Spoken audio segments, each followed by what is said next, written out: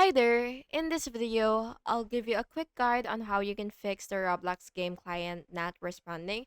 So this little bag right here, I know it is really annoying. So before starting, you have to make sure that your device is not overloaded with background apps and this will help you stop freezes and get Roblox running smoothly.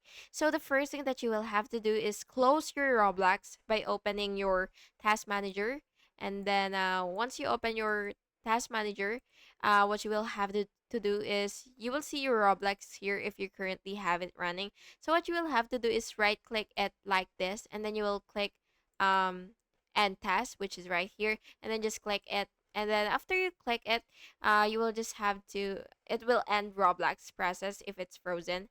And next, you will restart your PC so that you will be able to reset the game client.